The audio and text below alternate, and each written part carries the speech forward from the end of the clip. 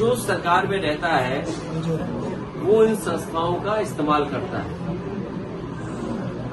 पहले कभी इस्तेमाल हुए होंगी ये संस्थाएं, आज भारतीय जनता पार्टी की सरकार है, लेकिन भारतीय जनता पार्टी ने सब सीमाएं लागू की। वो केवल अपने वोट के लिए, दूसरे लोगों को अपमानित करने के लिए ईडी, सीबीआई, इनकम टैक्स का सहारा ले रहे हैं।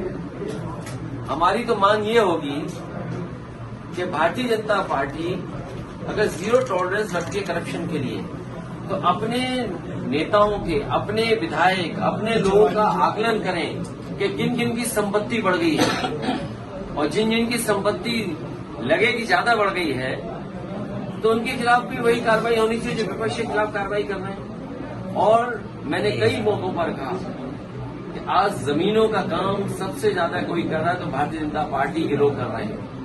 कई शहरों में बड़े बड़े भूमाफिया पैदा किए हैं और भूमाफियाओं का काम भारतीय जनता पार्टी स्वयं कर रही है।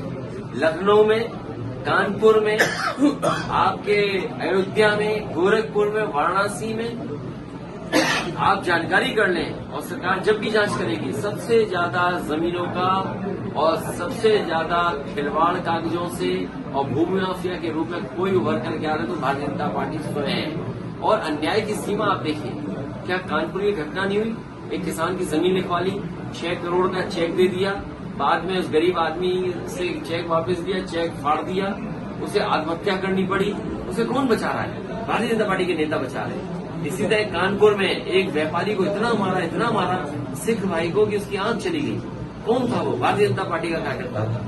इसी तरह और जगह अगर आप देखोगे, सबसे ज्यादा अन्याय इनकी सरकार में हो रहा है। आज ही खबर पड़ी है कि कानपुर देहात में भी और कानपुर में 2 पक्ष में झगड़ा हुआ, 2 लोगों की जान चली गई केवल जमीन के विवाद में। सरकार को ये देखना चाहिए कि जो जहां पर जमीन को लेकर के विवाद हो रहा है या विवाद से जान जा रही है, आखिरकार वो अधिकारियों को कितनी एप्लीकेशन दे चुकी है। सर